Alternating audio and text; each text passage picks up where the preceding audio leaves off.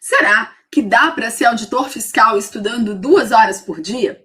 Qual é a quantidade mínima que eu preciso estudar para conseguir ser aprovado em um concurso de auditor fiscal? Essas são algumas das perguntas que eu recebo praticamente todos os dias no meu direct. E é sobre isso que a gente vai conversar no dia de hoje. Será mesmo que existe uma carga horária mínima que a gente precisa estudar para conseguir conquistar a aprovação em um concurso da área fiscal? Se você está chegando agora, se você ainda não me conhece, seja muito bem-vindo, seja muito bem-vinda. Eu sou a Ju Ávila, eu sou auditora aqui na Secretaria de Fazenda do Estado de São Paulo, sou mentora de concursos públicos e todas as terças e quintas tem um vídeo novinho aqui no canal para te ajudar a também conquistar aí o seu cargo de auditor fiscal. Se você ainda não está inscrito, clica aqui embaixo, se inscreve no canal, já ativa o sininho para você ser notificado quando a gente tiver vídeos novos. Já curte esse vídeo, compartilha em grupos de concurseiros para a gente conseguir chegar aí a uma quantidade maior de pessoas que transformam as suas vidas a partir da preparação e da aprovação em um concurso público. Bora lá conversar sobre essa questão polêmica, né? Tem muita gente falando por aí que só dá para passar em auditor fiscal se você estudar o dia inteiro. Ou você precisa estudar 3 horas por dia durante 2 anos para conseguir se tornar auditor fiscal. Será que isso tem mesmo fundamento? E a verdade é que não.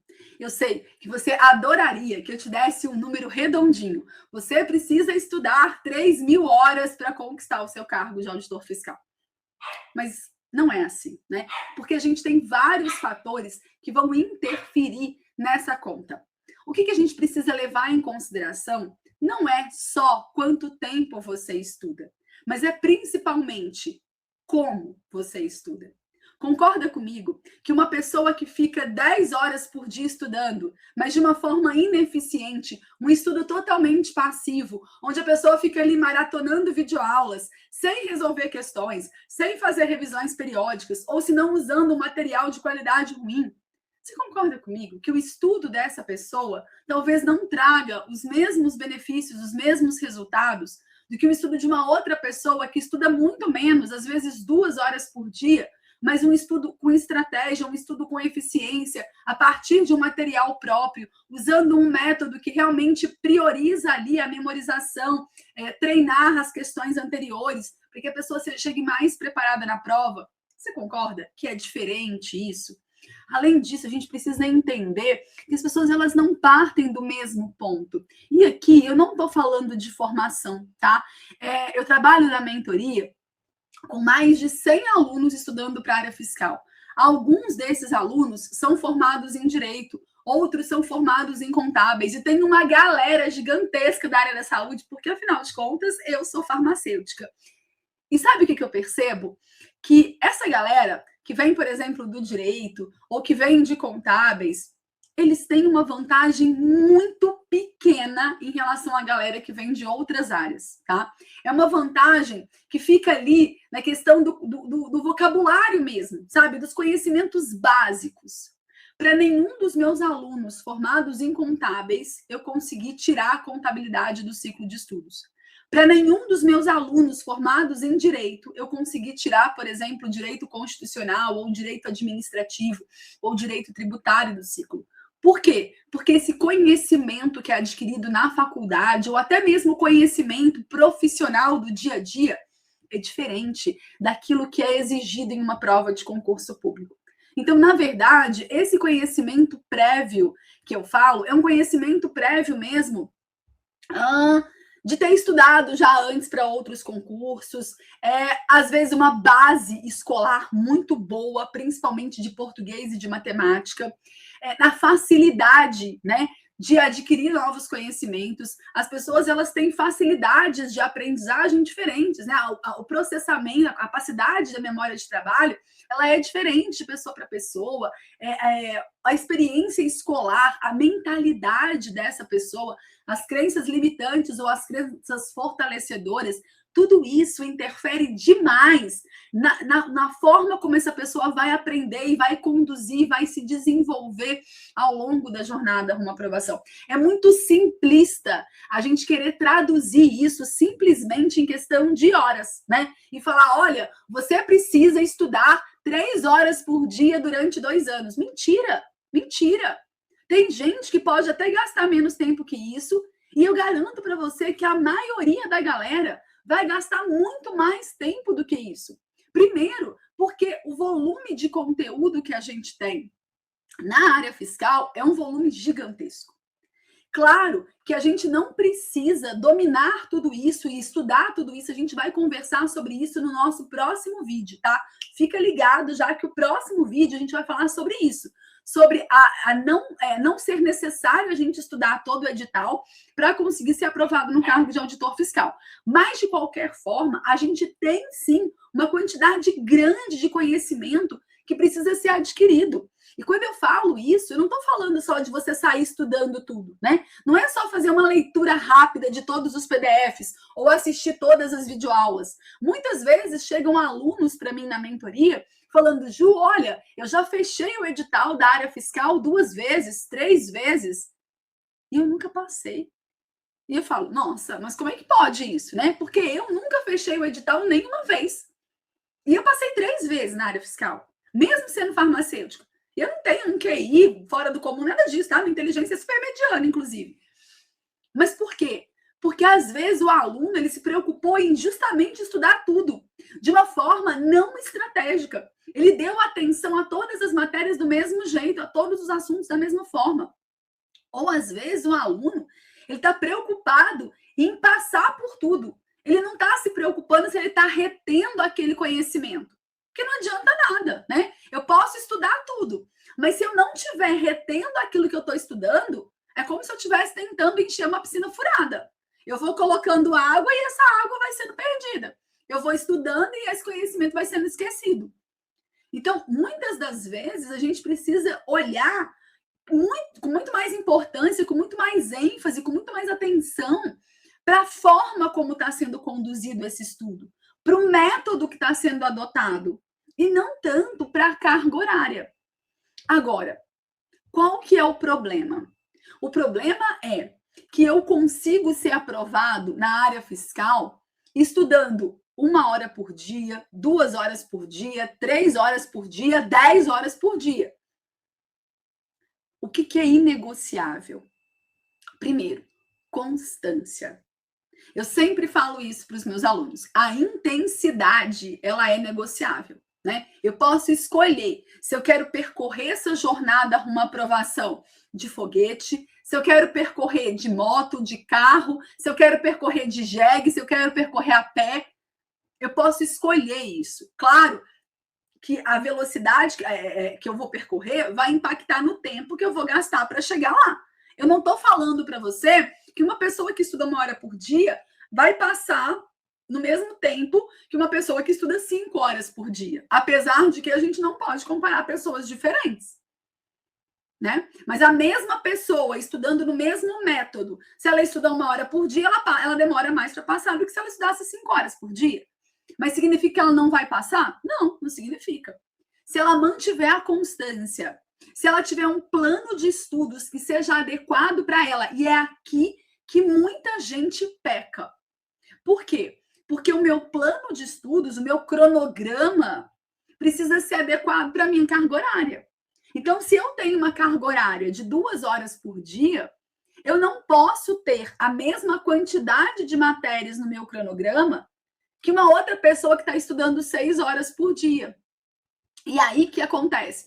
As pessoas, elas costumam pegar esses cronogramas genéricos do tipo trilha estratégica, que são feitos ali para uma pessoa que estuda de 25 horas por semana para mais, e aí essa pessoa que estuda lá 10 horas, 14 horas por semana, o que acontece? Ela não consegue acompanhar. Ela demora, às vezes, 2 semanas para cumprir a meta de 1 semana. E aí, o que acontece? Começa a ficar espaçado demais. Não é só que demora mais, não é isso. O problema é que quando eu coloco muitas matérias no plano de estudo, de uma pessoa que estuda poucas horas na semana, essa pessoa começa a espaçar demais as sessões de estudo. Essa pessoa vê, por exemplo, direito tributário hoje, e ela demora 4, 5 dias para ver direito tributário de novo. Quando ela vai continuar o direito tributário, ela já não lembra mais. Ela já esqueceu. Ela não tem continuidade. Então, a quantidade de matérias que eu vou colocar para uma pessoa que estuda 2 horas na semana é diferente da quantidade de matérias que eu vou colocar para uma pessoa que está estudando 40 horas na semana. Então, o cronograma de estudos ele precisa ser o quê? Personalizado. Eu vou levar em consideração quanto tempo essa pessoa tem para se dedicar aos estudos e eu vou levar em conta também qual é o grau de afinidade ou dificuldade que ela tem com cada uma das matérias. Porque é óbvio que uma pessoa que tem muita facilidade com determinada matéria, ela precisa ver menos aquela matéria, ela não precisa ver praticamente todos os dias. Né? No meu caso, por exemplo, quando eu estudava, eu tinha muita facilidade com o português. Graças a Deus, eu tive uma base excelente, mesmo sempre tendo estudado em escola pública, eu gostava muito de ler, eu tive excelentes professores de português, então eu tinha uma base muito sólida de português. Eu nunca precisei estudar português para concurso, eu fazia questões. E aí, se um determinado assunto eu tivesse muita dúvida, estivesse errando muito, aí eu ia lá e voltava na teoria. Mas eu não estudava português da mesma forma que eu estudava, por exemplo, contabilidade. Contabilidade é uma matéria que eu sofri demais para aprender. Eu nunca tinha visto aquilo na minha vida e eu, sinceramente, não achava nada lógico aquele negócio do débito e crédito. Então, contabilidade, pela importância dela para a área fiscal e principalmente pelo meu grau de dificuldade que eu tinha com a matéria, contabilidade era uma matéria que entrava no meu ciclo de estudos todos os dias. Todos os dias eu tinha meta para estudar contabilidade. Português eu estudava 1, 2 vezes na semana. Mas isso era o meu ciclo de estudos, com base na minha carga horária e com base no meu grau de afinidade e dificuldade com as matérias.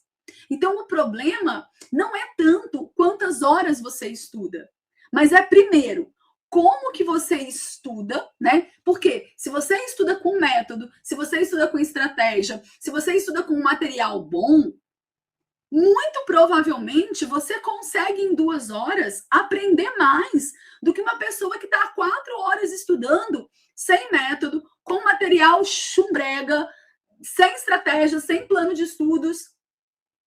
Então, o tempo aqui ele é secundário. E uma outra coisa que a gente precisa ter em mente é justamente essa questão do plano. Eu preciso ter um plano que seja adequado para o meu tempo de estudo. Então, se nesse começo você pega, poxa, eu queria muito estudar, mas tenho um monte de coisa para fazer, eu trabalho fora, eu tenho um filho pequeno, eu cuido da casa, eu tenho pouco tempo para me dedicar, saiba que sim, é super possível você se preparar para os concursos fiscais. Só que você precisa ter o quê? Expectativas realistas. É óbvio que é uma coisa que vai acontecer no médio e longo prazo. Você vai se preparar agora, mas você não vai passar agora. Você não tem que ficar se preocupando. O concurso da Receita Federal que vai sair o ano que vem, se você não consegue estudar mais do que 2 horas por dia. Você vai se preocupar com outros concursos que vão acontecer mais a longo prazo. Só que pensa comigo uma coisa. O tempo, ele vai passar de qualquer jeito. Estando você estudando ou não. Agora, se você estiver estudando, mais cedo ou mais tarde, você vai passar. E você vai conseguir transformar a sua vida. E você vai conseguir viver essa realidade que você tanto quer. Agora, se você não estuda, se você fica esperando o momento que os filhos vão crescer, que você vai conseguir sair do emprego para estudar, que as pessoas vão te ajudar, que você vai conseguir dormir 5 horas por noite para poder estudar 5 horas por dia, se você fica esperando que as condições mudem para que de fato você comece esse projeto, sabe o que vai acontecer? O tempo vai passar. Você não vai estudar. E as coisas não vão mudar.